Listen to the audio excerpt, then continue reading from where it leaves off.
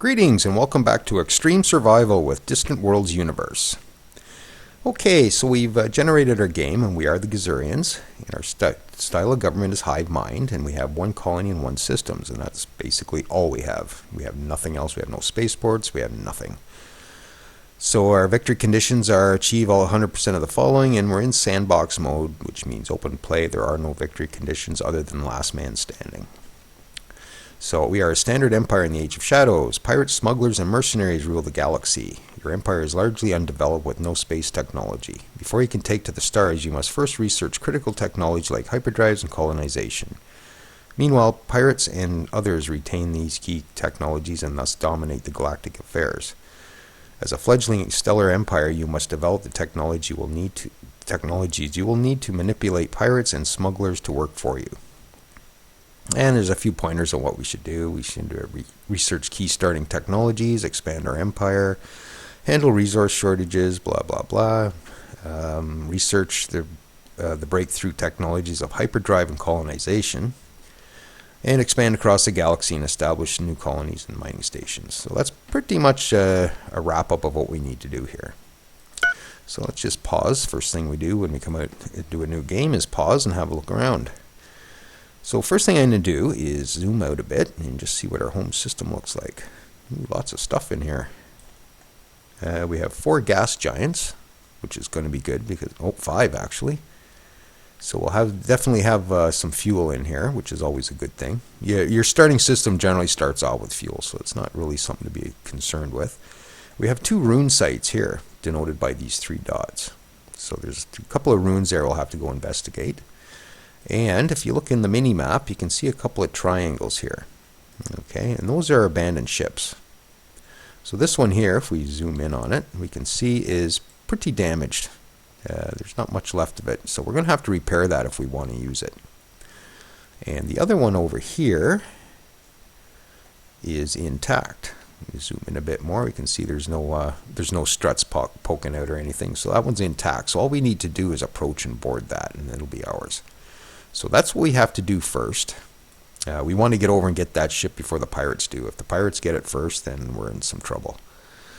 Okay, so let's just pop out and see what our galactic network or neighborhood looks like. Okay, so we're sort of not the best starting location, and not a whole lot around us that's close by anyways. So that's going to make expansion a little tougher, but we're going to try it anyways. Yeah, that's what this game is about, is just seeing what we can do as far as survival goes. Okay, so first thing I'm going to do is I'm going to rename the star. If we pop out here, this is the name of our current system. So I don't like that. I'm going to rename that. So we're going to just pop into the editor for a sec. And this is the new editor for Universe, but I'm not going to go into too much of the functionality of it. I'm not a modder myself, so I'll probably just end up giving out misinformation. But anyways, I'm just going to rename this to the Caspelia system. Okay, and then we'll close out of the editor.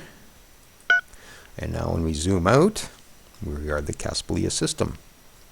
And one neat side effect of this is you'll get ships named this. So you'll end up with Culprit of Caspelia, or whatever the name of the ship happens to be. They'll incorporate that name into it, so it just makes your game just a little more personalized, I guess. So I could go through and rename the rest of these, but I'm not going to, not right now, because if I go into the editor and go to this planet, I'll be able to see what the resources are on it, and that would be a spoiler for myself. So I'm going to wait until I've explored this entire system, and then I'll rename these to Caspelia 5 and that kind of stuff. So I'm going to hold off on that for a minute. Okay, so this is our homeworld. We're just going to pop into the Empire summary screen for a minute. And we are the Caspelians, and our capital is, it's going to be renamed here shortly. As soon as I get in there, I'm going to rename it to Caspelia Prime.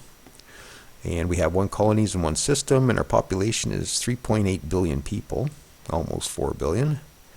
Our strategic value, which is basically our research values and progression as far as technology goes. That's what that number represents. And our reputation is satisfactory. War and awareness, we have none because we're not at war. And we have 1 troop and 1 intelligence agent. And a government is hive mind. This gives us a war wariness of minus 40%. So if we can stay at war for a little longer than most other people before they start getting super unhappy about being at war. So that works towards us, or works for us, I guess. Maintenance cost is minus 5. So remember that the race also has minus 35. So with that 5, it means we're saving 40% on our ships. Very nice. Approval, our people are going to be a bit happier. Growth rate is normal. Research is normal. And troop recruitment is normal. Corruption rates are minus 20%, so that'll help our economy. And colony income is normal. So we could change to different governments if we want to go to despotism. But you can see we take some hits by doing that. Better reduction in maintenance costs, but we're going to lose 25% off our research speeds. So different governments do different things. So you'd have to just sort of pick and choose and judge which one you want to go with. And then you just hit this button here to switch governments. Okay, and if you went through the tutorials and the manuals and all that kind of stuff, you should understand now what the state section of the game and the private sector of the game does. The private sector just basically looks after your economy, shunts resources around, all that kind of good stuff. And you can't control that at all. The state is the portion that we control. And as you can see, we haven't built a damn thing yet. So we're still running zeros everywhere. So there's not much to see there yet. And our leader is giving us some bonuses as well. So we'll have a look at that in a minute. Okay, so we're going to select our homeworld. And let's just go have a look at the Gizureans again in the Galactopedia. So there's a bit of a blurb here. They're an insect race with 4 arms. And they're aggressive and unfriendly. And they have an intense dislike of other races, so we're not going to be very friendly to anybody anyways. So that's it's going to be a bit of a challenge because we've got the actual galaxy aggression levels at chaos. So that should be interesting. They have a very high reproductive rate, which I mentioned earlier, is going to give us a good boost in the early game. And they typically build their cavernous underground homes in rocky areas of sandy desert planets, but can sometimes be found on volcanic planets, which I think is the case with us right in this game. Okay, so I think we went through all this earlier when we were setting up the game, but Necrostone gives 5 strength bonus to new troops at the colony. And Iridium gives a development bonus. So we want to have those 2 resources at all our colonies for sure. We just need access to that resource. We don't need to be mining it here. Some of these bonuses require that particular planet be mining it, but not in this case. It'll say whether it needs to be mined or not. And race victory conditions aren't applying in this game because we're in sandbox mode, but if you were playing with victory conditions, you'd have to build the Universal Hive Wonder, which is way, way, way down at the end of the tech tree. So that would be a while getting to that. And we need to build the most military ships in the galaxy. Well, hopefully we can pull that off.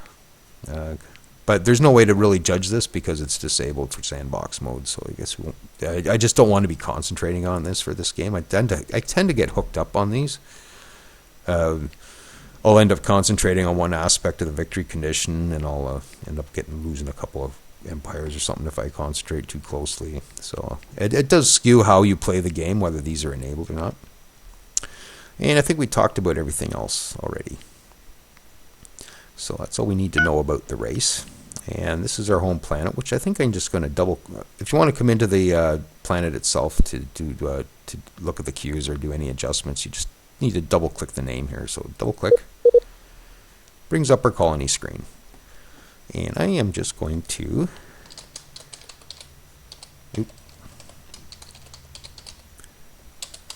Caspelia Prime. Oops. There. So just rename that planet. So now it's Caspelia Prime. I have to just progress the game a little there to get that to change. Okay.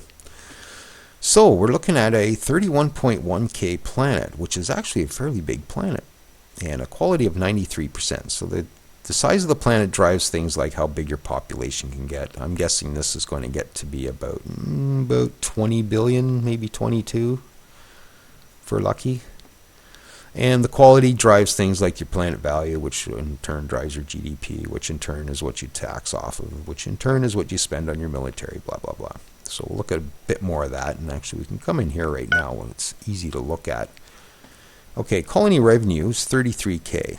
Okay, so let's come out here. So that's the private sector. Let's just come back. So colony revenue for everybody, that's your entire empire, is actually 33K. So that's the private sector that gets that, 33K. So that's your GDP of the planet right there. Okay, we'll pop back in. Now, off of that comes colony taxes. This is what we're taxing this colony. So if we come back out, you can see we're at 19%, 5K. So 5K comes off the private sector and comes over to the state side. And this is what we can spend. This is the tax revenue that we're collecting off the colony, and this is what we get to spend on our military and everything. Right now we're paying 1K in troop maintenance, which leaves us 4K flat cash flow on hand. Okay.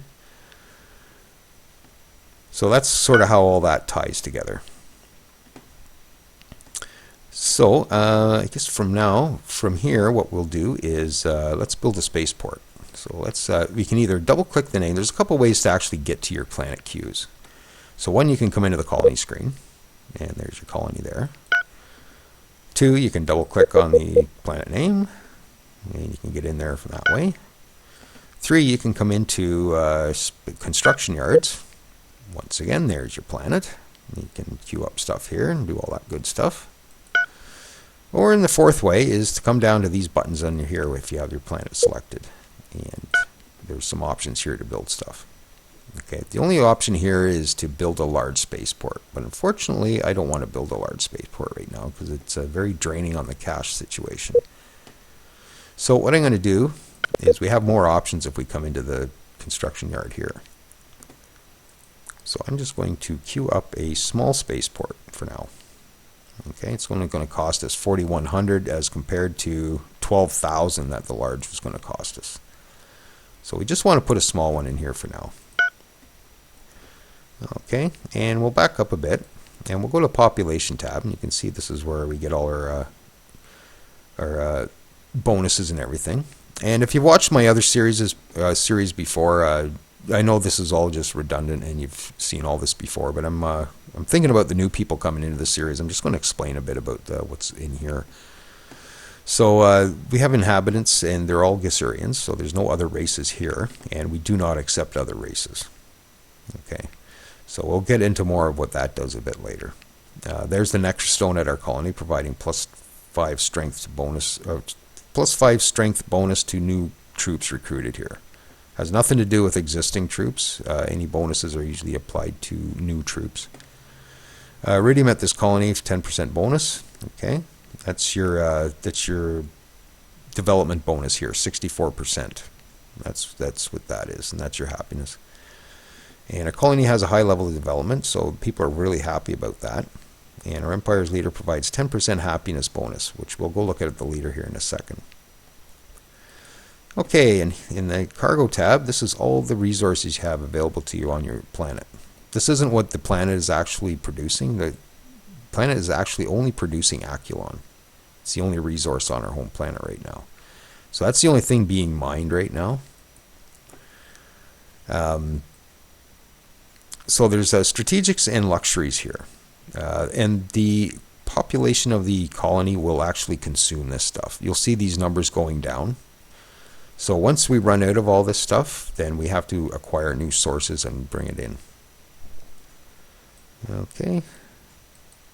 And when you talk about resources, let's just pop back out here. List the resources here, and you can click on it, and you can find some basic information on the resources, what it's typically used for, where it's from, and the occurrences, which is very common for that particular one. Okay, and we'll come across to the troops now. We have one troop here that was already built for us when we came into the game, so I'm just going to garrison him, and that just prevents any troop transfers from picking him up. I want him to remain on homeworld.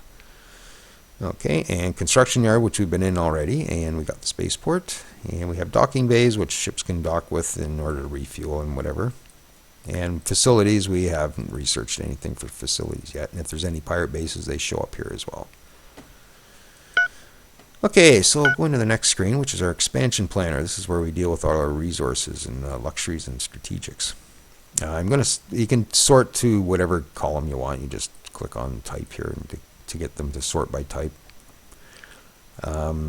There's strategic and there's luxury. And I'm not sure what the total of resources there are in the game. I think there's around 40 or 50 or something maybe. I think 40 anyways. But the strategics is what's used in components for your ships. So say if we click on lead. Okay, that's all the components that require lead, which includes some of our early game stuff. Long-range guns and rail guns. So a lot of early game stuff is in here. So we want to make sure we have lead.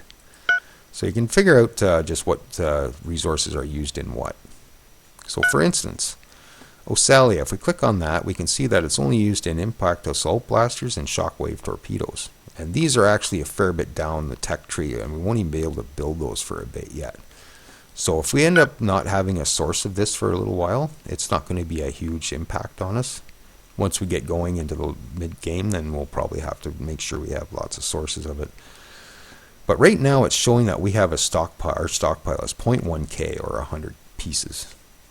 Okay, our unfulfilled demand is 1k, 1,000 pieces. So we have an unfulfilled demand for this particular resource, which in turn is driving the price up. And the price varies anywhere from 0.8 to 2.5. So basically your resources can triple in price.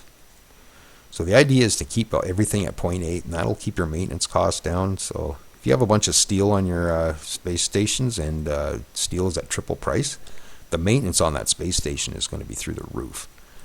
So it's very important to keep an eye on the price and try to do what you can to keep the prices down. And basically, you can just find more sources is the only thing you can really do about it. Sometimes it's galactic demand that's driving the price up, and whatever you do really won't affect it too much. So it all depends on what's happening elsewhere in the game too, is what the price is going to be. So to a degree, you can keep the prices down yourself. But there's nothing really to do yet because we haven't explored anything, so we have absolutely no resources that are known to us. So we'll have to go do some exploration before we can get down in here and start seeing what resources are in the area. So we'll be coming back in here for quite a bit. Actually, I should just let you know that I have modded all this. As you can tell, I got Beaker as my science icon, and I've tweaked this out a bit. I got a quill for characters instead of the human figure that was there. And I've adjusted these a bit too. So just in case you're confused that your game doesn't have it, there's some buttons down here that probably won't match your games either. So these are just skinning mods I've done. Just graphic replacements is all I've done. So I just thought I'd mention that here quickly. And this is our Empire comparison screen. And because it's sandbox mode, there's no victory conditions even showing. So coming to achievements, and this is where all your achievements, these are past games I've played. You can see we're on difficulty extreme. So there's not going to be much to see in there yet. And we can just flip through here quickly, and we're the only people we know yet, so there's not much to look at. So we're number one in everything at the moment. Okay, so and we have a policy screen here, which I generally don't bother with because this has more to do with automation than manual gameplay. So I control everything manually. The only thing I really worry about in here is boarding and capture, because I'll generally automate some capture ships. And these settings here will determine what happens with those ships we capture, whether we enlist them or disassemble them for tech bonuses or whatever. So you can tweak this out if you want. I think I have it pretty much where I like it right now, so I'm not going to change anything. Okay, the editor, I'm not going to go, we saw that when we renamed our star. And characters, yes, let's have a look at our leader. Okay, our leader is giving us a minus 15% hit to diplomacy, so getting along with other races is not going to be very good. Colony income is +8, that's great. Colony happiness +10, that's good too. And population growth +45. Excellent. So that means our homeworld is going to grow up real quick, and that's good for my early game strategy. And we'll get into how I handle the early game here in a sec. Intelligence agent, there's nobody to spy on yet, so we'll just put him on counterintelligence. We'll assign that. Yeah, that's looking really good. He's obnoxious, though. Yeah. Okay, so diplomacy screen, we can't see much in here yet because we don't know anybody, so we'll come back to this later. And we've been in the Empire summary screen. Okay, next tab up is science, as we can tell by our beaker. Okay, so right now they have enhanced missiles selected, but I don't want to go for that. First thing I want to go for is armor, because we want to be able to protect our bases. Otherwise, they're going to get cut to ribbons by pirates. So we want to get some armor on them. And I'll queue up another thing behind it, which would be railguns. I like railguns. They skip shields, well, partially skip shields, and they do a lot of damage without actually having to take the shields down. So energy collection, I'm going to click off. And as you can see, science is split into 3 different categories: weapons, energy and construction, and high tech. Okay, so you have to build bases, which we'll get to just shortly here, to improve all 3 of these. So we got shields queued up, and we're going to put space construction behind it just to make our ships a little bit bigger. Okay, and then transport system is already going. I always let this go. That's an important research item, so it's always selected, so just let that go. And we'll just maybe put some entertainment systems and medical systems behind it. These are happiness components you can put on our spaceport. And the last is the list of our research stations, which we have none. And as you can see, our research is actually pretty crappy at 12 in each area. So we're going to look at increasing that here right shortly. And that's our research potential. So there is a cap on how much research you can actually do. You can't just spam a whole bunch of stations and expect your research to rock, because it's not going to. There is restrictions in place that you can only go so high. So the idea is to keep these numbers down here higher than this number, and you should be fine. Okay, so that's research. So now that we've talked about research a bit, let's select our planet. I'm going to build those research stations I was just talking about. And what I'm going to do is I'm just going to put them around my planet for now, and they will help protect the planet as well. So because I'm playing in a window, I sort of have to offset my placement here. There's just something about this window size that the game's not liking. So if I was to right click and build here, the item should show up right there, but it doesn't. It ends up showing up down about here somewhere. So it's just a bit of an offset. So what I have to do actually is come out here and do my click. So you won't have to worry about this if you're in full screen. So just let me monkey around with this for a minute. Let's try here. Oops. Select planet first. Build a high-tech energy station, or high-tech research station, sorry. Okay, so that ended up here. So I would like another one there, so I'm going to build a energy station. I'm building one of each, basically. So there's another one there. And try and get the other one right here if I can. So offset and weapons. There, that's not bad. So 1, 2, 3 research stations there. So now that we have them placed, I'm going to come into ships and bases, because these generally get named something. Yeah, these 2 are named exactly the same. And it just makes it easier when you go to place your scientists if you just know in the name what kind of research station it is. So I'm just going to rename these to Orbital High-Tech Station. And again, if you watch my other series, you've probably seen all this before. Energy. I am more going through this for the new people coming in, so just bear with me. Orbital weapons. Testing. We'll test our weapons in the atmosphere, or outside the atmosphere. We'll test them in space. So, okay, so we got that going. So those 3 have been renamed. So the next tab up here is the designs. This is all our ship designs. So just bear with me for a minute. The game resets this column every time I play, so I have to come through and reset all these to manual because I manually control this. Okay, but there are 2 things I want to leave on automatic, and that's the private bases. I'm going to leave those on automatic retrofit, and that way the AI will take care of retrofitting these. We're going to have a whack of them later in the game, so running around doing all these manually is a bit of a pain. So I'll just let the AI do it. Okay, so we'll go to the latest buildable and go to our ships. Okay, and as you can see, we have a ship size of 160. That's all we can build right now. Once I get another tech level on on construction, I can go to 230. So we increase our ship size through research. But right now, all I want to do is tweak out the exploration ship and the construction ship. So I'm going to hit edit. Because we haven't built any yet, you can still edit the design. Once you build one, you have to do an upgrade. But because we haven't built any yet, we're just going to edit. Okay, so I'm going to sort by category and by name. It's just the way I find it easier to find stuff. So just sort of however you like. Okay, so basically I want to put more engines on this. And I normally just concentrate on the cruise. I don't worry about sprint or impulse. I just watch the cruise. And basically, the energy output, we don't want the excess energy output to be less than what we need for our engines. So if this was 21, then our speed here would suffer. So because we're at 39, we're fine. And again, sprint I'm not worried about. It's maxed out, but I'm not going to worry about it. I'm just more worried about cruise. So I want to bring that up a bit, just to make this ship a little quicker. And every time you increase the size of your ship, you have to put more life and hab components on it. So we'll do that, and then we'll max out this size with as many engines as we can get on there. So pull one more. We just went over size, so I'm going to pull one off. Okay, so we have 52. So we can cruise at 52 now.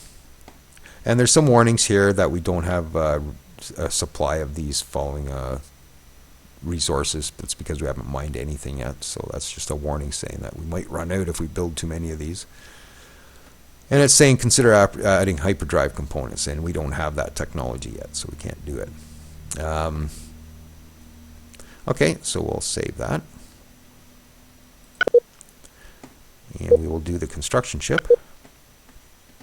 Okay, so same thing. I want to put more engines on it. I want to bring the cruise up from 17 to somewhere in the low to mid 20s. Yeah, 24 is pretty good. And that's all we're doing at that. So I've adjusted the construction ship and the exploration ship just to be a little quicker. And we'll be spending lots of time in this design screen, so not much more to talk about in here other than everything is split up between state ships, state bases, this is stuff we control, and then private ships and private bases, which is what the private sector controls. We can still design them, but and then they'll have to use our designs. Okay, so you could automate those if you really wanted to. If you come into ships and just click all these to automatic. Retrofit is always automatic for private stuff, private ships. But if you want them to upgrade the designs automatically, just click all those to automatic and they should upgrade. Again, it'll depend on the level of automation you're using. Okay, so now that we've designed a construction ship that can actually go a little quicker, I want to build a couple. So let's do it down here. We'll go to this menu for this one just to use it. So this button here is for construction ships. So if we hit it twice and build two. So we'll build two of those. Now if we click on the name, come back to construction yards. There's a queue of everything we've queued up so far. We got the spaceports, which we started, the 3 research stations, which we built out on the main screen. And then we got the 2 construction ships we just did with the buttons at the bottom here. So I'm just going to move one of these up. Just so my order is spaceport, construction ship, the 3 research centers, and then the other construction ship. That's the order I'm looking at. Okay, so I think that's about all we need to do to get going. And I just noticed we're pretty much at the end of this episode. So maybe I'll end this one here, and I guess we'll get going next time. So yeah, we whole episode done. We were just talking about getting started. So that's yeah, I still got to adjust my tax. Actually, let's go in and talk about this while we're. Yeah, I still have my taxes set to 19. Now, what I do at the early game, just to encourage growth, is I can bump that +8 up to +20 something just by lowering our taxes, and that'll get our colony growing faster, which will increase the value faster, which will increase the GDP faster. So it's a good tactic to use if you can if you have the economy to pull it off. But generally in the early game in a pre-warp start, you can usually just zero these taxes right out. Okay, and that makes our people much happier. This was, what, 11, I think, when we came in earlier. And now it's at plus 34, and there's no hits to taxes being too high or nothing. So they're very, very happy right now. And because of our increased reproduction rate, we should do very well here. Okay, so we did the tax rate. And another aspect of lowering the taxes is when the pirates come along, and they will, to extort money from you for protection, they tend to look at this cash flow number. If you're making tons of cash, they're going to ask for a lot of money. If they see the cash flow is in the negative, then they won't ask for nearly as much money. So that's another good idea for zeroing your taxes right away in the new game. Okay, so I guess we're not going to get to too much this episode. I think maybe I'll just end it here, and I'll just maybe call it an introduction to gameplay or something.